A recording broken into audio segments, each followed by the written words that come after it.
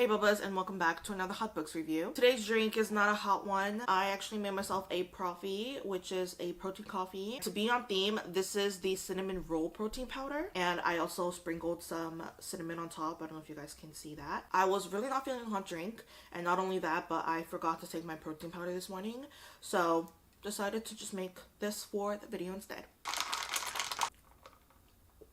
Let's not waste any more time. Today's book of the day is the second book of the Dream Harbor series, and it is The Cinnamon Bun Bookstore by Laura Gilmore. This book was pretty good, but so misleading, and I'm going to tell you why. Starting off with our cover design, I'm going to be giving this a 4 out of 5, which is very shocking because it literally gives the same feel as the Pumpkin Spice Cafe, which is the first book. This one is giving a lot of autumnal. This one's giving very fall. This one does too, a little bit, right? Which is going to lead me into the plot very soon, but things that I do like about the cover, it's giving cozy, it's giving small town. I love that the leaves this time are orange. There's just very small details, I don't know if you guys can see, that also kind of shimmer. Overall, aesthetic to look at, right? If it's aesthetic to look at and the first one got a 5 out of 5, why doesn't this get a 5 out of 5? Why are you giving it a 4 out of 5?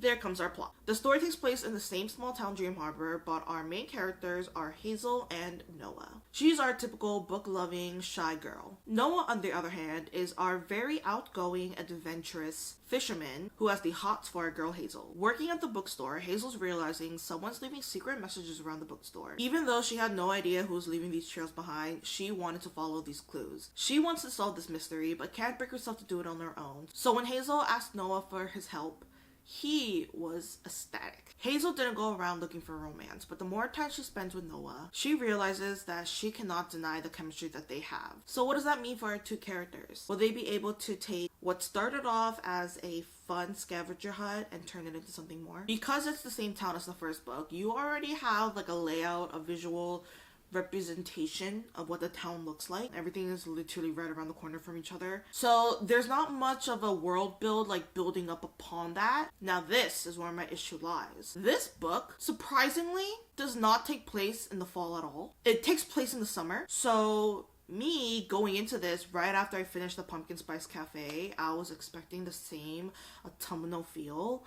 But when I was thrown back into the summer, I was not expecting that. So you might be questioning, then why are there leaves? Why are there fall trees? It's because the book ends in the fall. Very last bit of the book, I guess, was the whole like climactical part, ends in the fall. I think this book takes place in like the end of July all the way until I think October-ish. So the span is quite long. If you're not into the whole like fast-paced timeline where days go by, weeks, months go by, and we have like this whole chunk missing, maybe not for you. Aside from that though, I found it more adventurous, more fun. I can't say it's wholesome. I guess in some way it is. The world building in this again isn't any different. You can read these books honestly as standalone. It's a series because we're working with the same people, the same friend group, so we'll see a lot of previous people, but I don't think you need to know their storyline unless you're curious. I don't know, just something about this was a lot more up my alley. I wish there was a lot more autumnal, like I really do, but now that I'm thinking about it, maybe this came out in the summer, supposed to be read for like that summer to fall transition, so maybe that's a consumer error. Might be me. Not the best writing out there. It's still your typical romance novel. It's still very cliche, but for some reason I found this one to be a lot more entertaining. I personally enjoy the dynamic a bit more, which I'll be talking about in the character section. So for that, I'm gonna be giving the plot a 3.5 out of 5. Tears.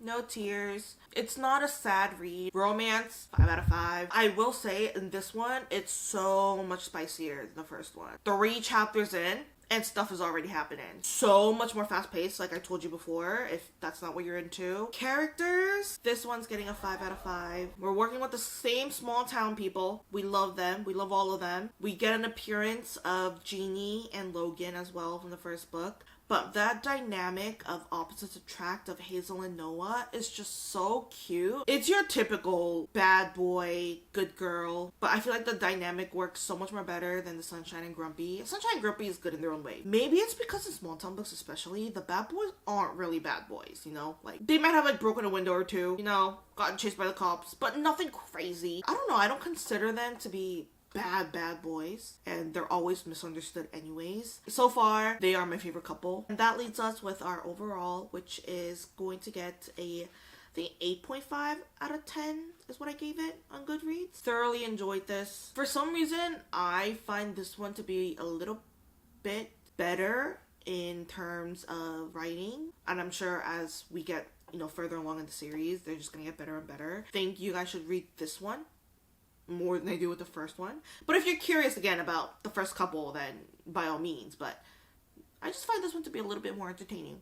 That's it. So that was it for my book review of the Cinnamon Bun Bookstore, which is the second book from the Dream Harbor series by Lori Gilmore. I'm loving the series so far. Again, I think I love the town so much. The coziness of it all. I'm very excited to read the Christmas one. That one's going to be really interesting because I think, from what I remember, I think it's a Grumpy to Sunshine, but the girl, I think, is the grumpy one. So that's going to be interesting. But until then, that was it for this video. Thank you guys so much for watching. Make sure to like and subscribe, leave a comment down below. I'll make sure to read every single one of them, and I'll see you guys next time with Sarah. Bye!